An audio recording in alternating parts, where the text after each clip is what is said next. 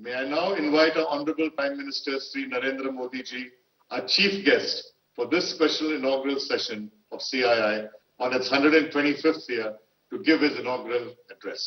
Namaste ji. Thank you Vikram ji. इस 125 साल की यात्रा बहुत लंबी होती है। अनेक पड़ाव आए होंगे, अनेक उतार चढ़ाव आए होंगे, लेकिन 125 साल तक एक संगठन को चलाना ये अपने आप में बहुत बड़ी बात होती है। उसमें समयानुकूल परिवर्तन आए हैं, व्यवस्थाएं बदली है। और पहले तो मैं इन 125 साल में सीआईआई को मजबूती देने में जिन जिन लोगों ने योगदान दिया है, वैसे सभी पूर्व के आपके महानुभावों को भी इस समय बधाई दूंगा। जो हमारे बीच नहीं होंगे उनको आदरपूर्वक नमन करूंगा और भविष्य में इससे जो संभालने वाले हैं उनको अनेक अनेक शुभकामनाएं भी देता हूं। कोरोना के इस टाइम पीरियड में इस तरह के ऑनलाइन इवेंट्स शायद यही एक न्यू नॉर्मल बनते जा रहा है,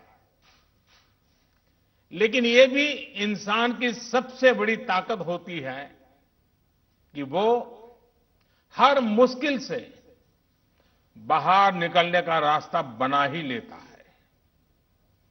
आज भी हमें जहां एक तरफ इस वायरस से लड़ने के लिए सख्त कदम उठाने हैं, वहीं दूसरी तरफ इकोनॉमी का भी ध्यान रखना है। हमें एक तरफ देशवासियों का जीवन भी बचाना है, तो दूसरी तरफ देश की अर्थव्यवस्था को भी स्टेबलाइज करना है, स्पीड अप करना है। इस सिचुएशन में आपने गेटिंग ग्रोथ बैक इस बात को प्राथमिकता दी है और निश्चित तौर पर इसके लिए आप सभी भारतीय उद्योग जगत के लोग बधाई के पात्र हैं। बल्कि मैं तो गेटिंग ग्रोथ बैक से आगे बढ़कर ये भी कहूंगा कि yes we will definitely get our growth back.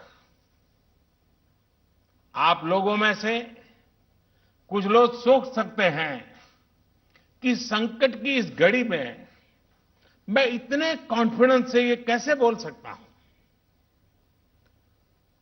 मेरे इस कॉन्फिडेंस के कई कारण हैं। मुझे भारत की कैपेबिलिटीज और क्राइसिस मैनेजमेंट पर बहुत भरोसा है। मुझे भारत के टैलेंट और टेक्नोलॉजी पर भरोसा है। मुझे भारत के इनोवेशन और इंटेलेक्ट पर भरोसा है। मुझे भारत के फार्मर्स, एसएमईज, एंटरप्रेन्योर्स पर भरोसा है और मुझे भरोसा है इंडस्ट्री के लीडर्स पर, आप सभी पर। इसलिए मैं कह रहा हूं yes we will get our growth back. India will get its growth back. साथियों, कोरोना ने हमारी स्पीड जितनी भी धीमी की हो, लेकिन आज देश की सबसे बड़ी सच्चाई यही है कि भारत लॉकडाउन को पीछे छोड़कर अनलॉक फेज 1 में एंटर कर चुका है। अनलॉक फेज 1 में इकोनॉमी का बहुत बड़ा हिस्सा खुल चुका है। काफी हिस्सा अभी 8 जून के बाद और खुलने जा रहा है। यानी गेटिंग ग्रोथ बैक की शुरुआत तो एक प्रकार से हो चुकी है। आज ये सब हम इसलिए कर पा रहे हैं क्योंकि जब दुनिया में कोरोना वायरस पैर फैला रहा था तो भारत ने सही समय पर सही तरीके से सही कदम उठाए। दुनिया के तमाम देशों से तुलना करें तो आज हमें पता चलता है कि भारत में लॉकडाउन का कितना व्यापक प्रभाव रहा है। इस लॉकडाउन में भारत ने कोरोना से लड़ाई के लिए फिजिकल रिसोर्सेज को तैयार तो किया ही, हमने ह्यूमन रिसोर्स को भी बचाने का भरसक प्रयास किया है। ऐसे में अब सवाल ये है कि इसके आगे क्या। इंडस्ट्री लीडर्स के नाते आपके मन में ये सवाल जरूर होगा कि अब सरकार क्या करने जा रही है। आत्मनिर्भर भारत अभियान के बारे में भी मुझे पक्का विश्वास है कि आपके मन में भी मंथन चलता होगा, कुछ सवाल भी होंगे और ये बहुत स्वाभाविक है, ऑब्वियस है। साथियों, कोरोना के खिलाफ इकोनॉमी को फिर से मजबूत करना ये हमारी हाईएस्ट प्रायोरिटीज में से एक प्रमुख प्रायोरिटी है। इसके लिए सरकार जो डिसीजंस अभी तुरंत लेने जरूरी है वो तो एक के बाद एक ले ही रही है, लेकिन साथ साथ में ऐसे भी फैसले लिए गए हैं जो लॉन्ग रन में देश की मदद करेंगे। साथियों, प्रधानमंत्री गरीब कल्याण योजना ने गरीबों को तुरंत लाभ देने में बहुत मदद की है। इस योजना के तहत करीब 74 करोड़ बेनिफिशियरीज उनके घर तक राशन पहुंचाया जा चुका है।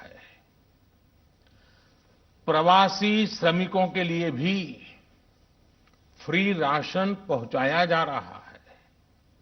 इसके अलावा अभी तक गरीब परिवारों को 53,000 करोड़ रुपीस यानी 53,000 करोड़ रुपए से ज्यादा की फाइनेंशियल असिस्टेंस दी जा चुकी है। महिलाएं हो, दिव्यांग हो, बुजुर्ग हो, श्रमिक हो, हर किसी को इससे लाभ मिला है। लॉकडाउन के दौरान सरकार ने गरीबों को 8 करोड़ से ज्यादा गैस सिलेंडर उनके घर तक मुफ्त में पहुंचा दिया है। इतना ही नहीं, प्राइवेट सेक्टर्स के करीब 50 लाख एम्प्लॉइज के खाते में 24% ईपीएफ कंट्रीब्यूशन भी सरकार ने किया है। इनके खाते में करीब 800 करोड़ रुपए जमा कराए गए हैं। साथियों, भारत को फिर से तेज विकास के पथ पर लाने के लिए, आत्मनिर्भर भारत बनाने के लिए 5 बातें बहुत आवश्यक है। इंटेंट, इंक्लूजन, इन्वेस्टमेंट, इंफ्रास्ट्रक्चर और इनोवेशन। हाल में जो बोल्ड फैसले लिए गए हैं उसमें भी आपको इन सभी की झलक मिल जाएगी। इन फैसलों के साथ हमने तमाम सेक्टर्स को फ्यूचर रेडी किया है। इसी वजह से आज भारत एक नए ग्रोथ ओरिएंटेड फ्यूचर की दिशा में बड़ी उड़ान के लिए तैयार है। साथियों, हमारे लिए रिफॉर्म्स ये कोई रैंडम या स्कैटर्ड डिसीजन नहीं रहे हैं। हमारे लिए reforms systematic, plan, integrated, interconnected और फ्यूचरिस्टिक प्रोसेस है। हमारे लिए रिफॉर्म्स का मतलब है फैसले लेने का साहस करना और उन्हें लॉजिकल कंक्लूजन तक ले जाना। आईबीसी हो, बैंक मर्जर हो, जीएसटी हो, फेसलेस इनकम टैक्स असेसमेंट की व्यवस्था हो, हमने हमेशा व्यवस्थाओं में सरकार के दखल को कम करने, और मैंने तो लाल किले पर भी कहा था कि लोगों से, जिंदगी से सरकार को जितना हम कम कर सकते हैं हम करना चाहते हैं।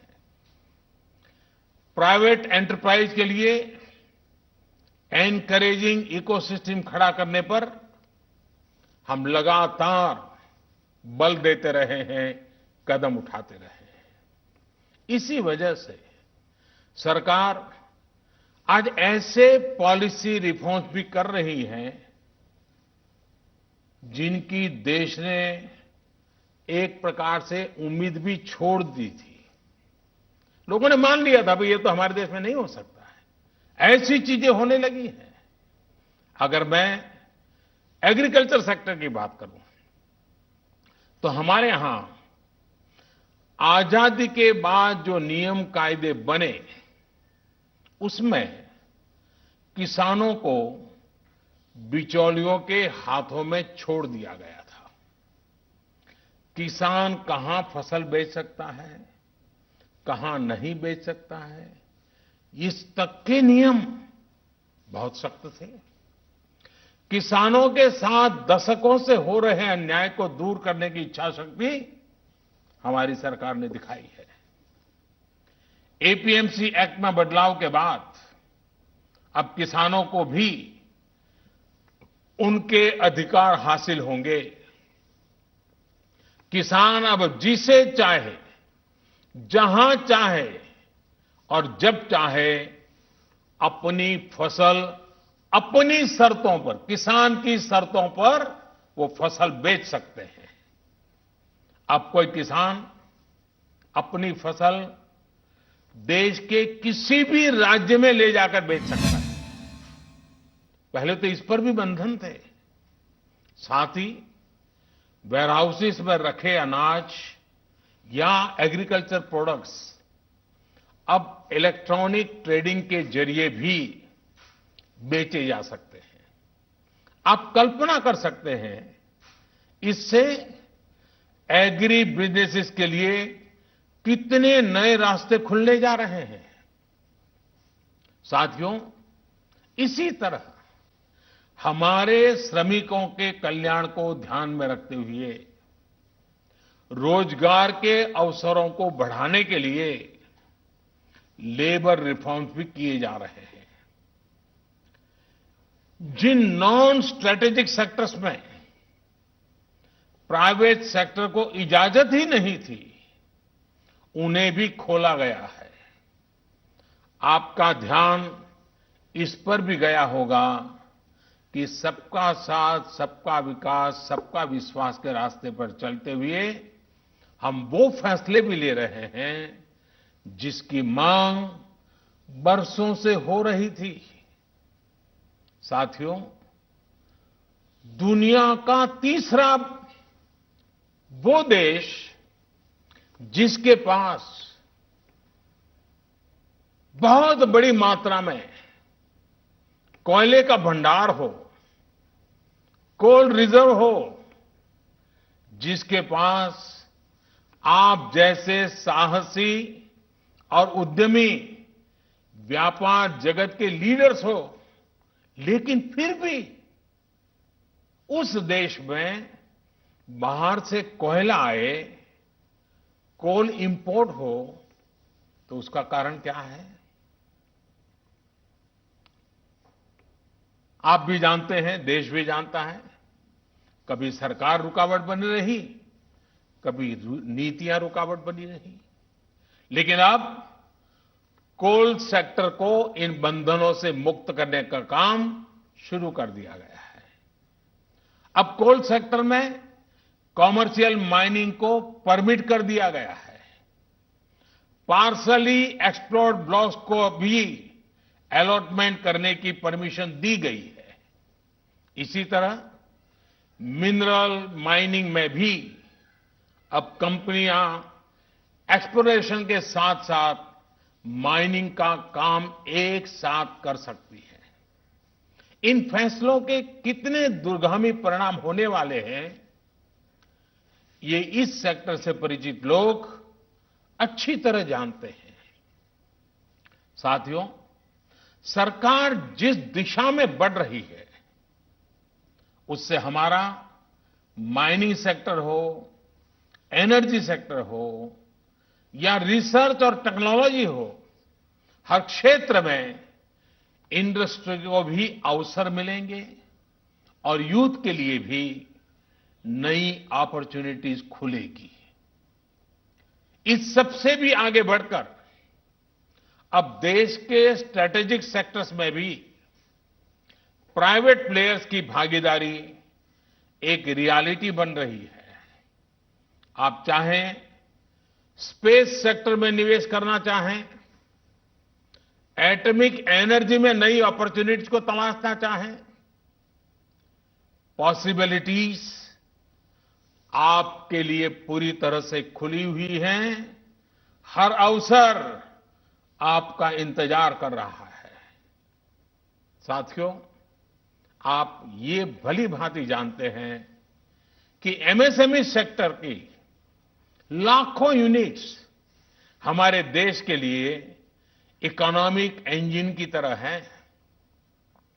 इनका देश की जीडीपी में बहुत बड़ा कंट्रीब्यूशन है और ये कंट्रीब्यूशन करीब करीब 30% का है। एमएसएमईज की डेफिनेशन स्पष्ट करने की मांग लंबे समय से उद्योग जगत कर रहा था। अब वो उद्योग जगत की पूरी मार्ग भी पूरी हो चुकी है। इससे एमएसएमईज बिना किसी चिंता के ग्रो कर पाएंगे और उनको एमएसएमईज का स्टेटस बनाए रखने के लिए दूसरे रास्तों पर चलने की जरूरत नहीं रहेगी। देश के एमएसएमईज में काम करने वाले करोड़ों साथियों को लाभ हो, इसके लिए 200 करोड़ रुपए तक की सरकारी खरीद में ग्लोबल टेंडर्स को खत्म कर दिया गया है। इससे हमारे छोटे उद्योगों को ज्यादा अवसर मिलेगा। एक तरह से आत्मनिर्भर भारत पैकेज एमएसएमई सेक्टर के इंजन के लिए फ्यूल का काम करने वाला है। साथियों, ये जो फैसले हैं, उनकी रिलेवेंस समझने के लिए आज की ग्लोबल सिचुएशंस को देखना और उसे समझना भी बहुत आवश्यक है। आज विश्व के तमाम देश पहले की तुलना में एक दूसरे का साथ और अधिक चाहते हैं। देशों में एक दूसरे की जरूरत और ज्यादा पैदा हुई है, लेकिन इसी के साथ ये चिंतन भी चल रहा है कि पुरानी सोच, पुरानी रीति नीति, पुरानी पॉलिसीज क्या आज कारगर होगी क्या? स्वाभाविक है कि इस समय नए सिरे से मंथन चल रहा है और ऐसे समय में भारत से दुनिया की अपेक्षा, एक्सपेक्टेशंस और बड़ी है। आज दुनिया का भारत पर विश्वास भी बढ़ा है और नई आशा का संचार भी हुआ है। आपने भी देखा है कि कोरोना के संकट में जब किसी देश के लिए दूसरे की मदद करना मुश्किल हो रहा था, हर कोई अपने को संभालने में लगा था, ऐसी संकट की घड़ी में भारत ने 150 से ज्यादा देशों को मेडिकल सप्लाई भेजकर उनके लिए मानवीय मदद का काम किया है।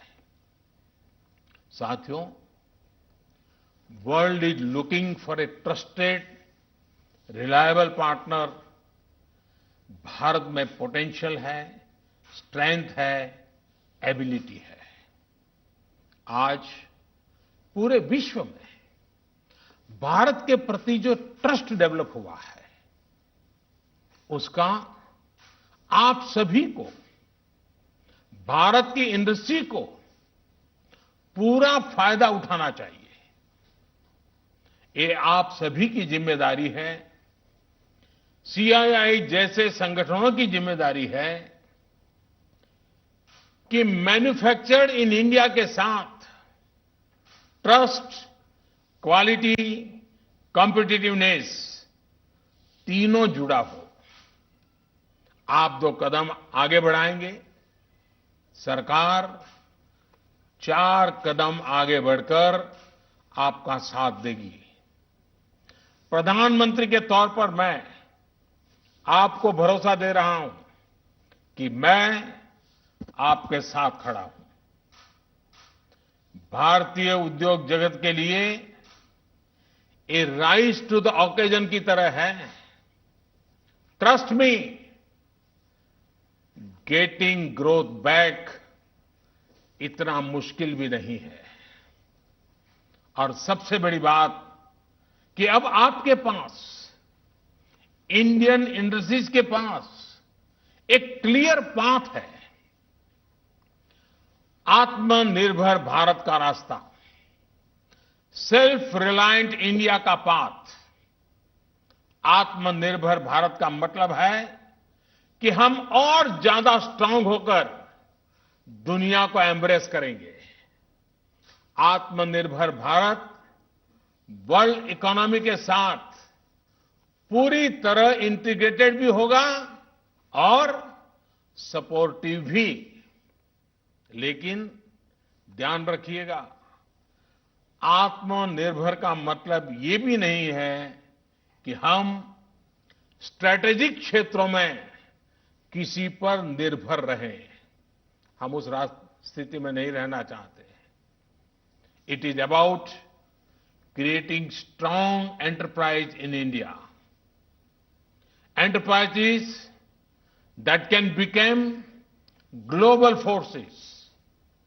It is about generating employment. It is about empowering our people to come out and create solutions that can define the future of our country. हमें एक ऐसी रोबस्ट लोकल सप्लाई चेन के निर्माण में इन्वेस्ट करना है जो ग्लोबल सप्लाई चेन में भारत की हिस्सेदारी को स्ट्रेंथन करे। इसी अभियान में सीआईआई जैसी दिग्गज संस्था को, मुझे लगता है आपको भी पोस्ट कोरोना नई भूमिका में आगे आना होगा। अब आपको चैंपियंस ऑफ इंडिजिनस इंस्पिरेशंस बनकर आगे आना है। आपको डोमेस्टिक इंडस्ट्रीज की रिकवरी को फैसिलिटेट करना है, नेक्स्ट लेवल ग्रोथ को आसिस्ट करना है, सपोर्ट करना है। आपको इंडस्ट्री को, अपने मार्केट को ग्लोबली एक्सपांड करने में मदद करना है। साथियों, अब जरूरत है कि देश में ऐसे प्रोडक्ट्स बने जो मेड इन इंडिया हो, मेड फॉर द वर्ल्ड हो। कैसे हम देश का आयात कम से कम करें, इसे लेकर क्या नए लक्ष्य तय किए जाएं, उस पर सोचने की जरूरत है। हमें तमाम सेक्टर्स में प्रोडक्टिविटी बढ़ाने के लिए अपने टारगेट तय करने ही होंगे। यही संदेश मैं आज इंडस्ट्री को देना चाहता हूं और देश यही अपेक्षा भी आपसे रखता है।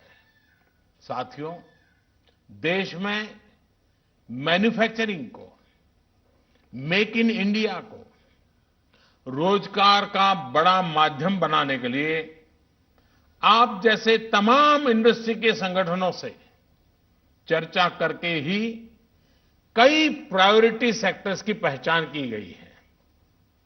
इनमें से furniture, air conditioner, leather and footwear, in 3 sectors पर काम शुरू भी हो चुका है।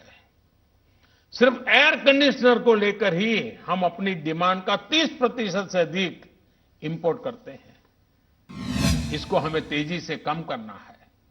इसी तरह दुनिया का दूसरे सबसे बड़ा लेदर प्रोड्यूसर होने के बावजूद ग्लोबल एक्सपोर्ट में हमारा शेयर बहुत कम है। साथियों, कितने ही सेक्टर्स हैं जिसमें हम बहुत अच्छा कर सकते हैं। बीते सालों में आप सभी साथियों के सहयोग से ही देश में वंदे भारत जैसी आधुनिक ट्रेनें बनी हैं। देश आज मेट्रो के कोच निर्यात कर रहा है। इसी तरह मोबाइल फोन मैन्युफैक्चरिंग हो, डिफेंस मैन्युफैक्चरिंग हो, अनेक क्षेत्रों में इंपोर्ट पर हमारी डिपेंडेंस को कम करने का प्रयास लगातार चल रहा है। और मैं बहुत गर्व से कहूंगा कि सिर्फ 3 महीने के भीतर ही पर्सनल प्रोटेक्टिव इक्विपमेंट पीपीई, इसकी सैकड़ों करोड़ की इंडस्ट्री आप ही लोगों ने खड़ी की है। 3 महीने पहले भारत में एक भी पीपीई नहीं बनती थी। आज भारत एक दिन में 3 लाख पीपीई किट बना रहा है, तो ये हमारे उद्योग जगत का ही सामर्थ्य है। आपको इसी सामर्थ्य का इस्तेमाल कर हर सेक्टर में आगे बढ़ना है।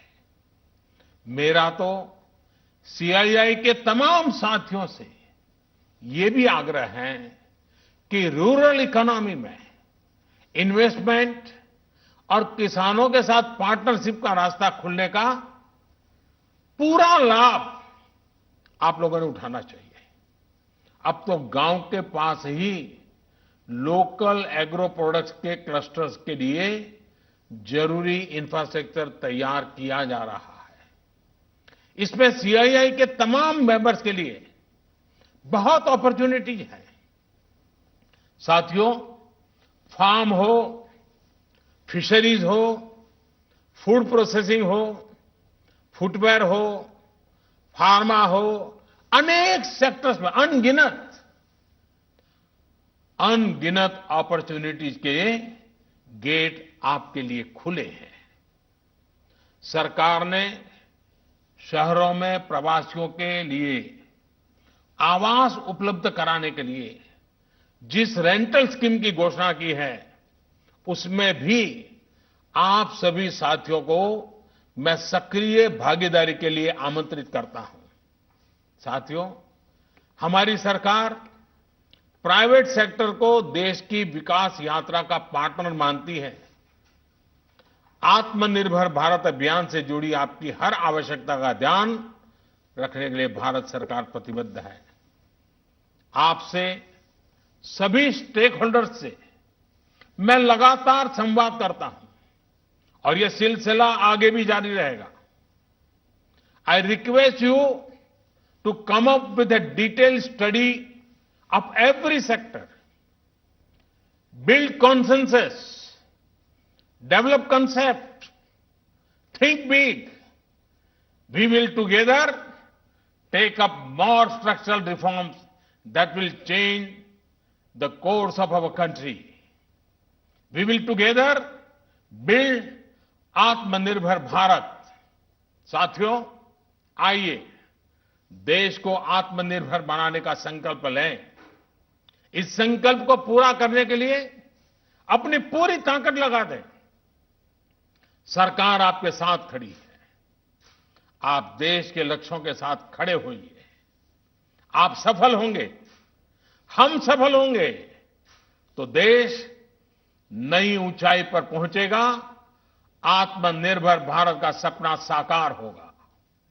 एक बार फिर सीआईआई को 125 वर्ष पूरा होने पर मेरी तरफ से बहुत बहुत शुभकामनाएं। बहुत बहुत धन्यवाद। खबरों में बने रहने के लिए आरएनआई की फेसबुक, ट्विटर, इंस्टा और यूट्यूब को सब्सक्राइब करें। बेल आइकन दबाना ना भूलें।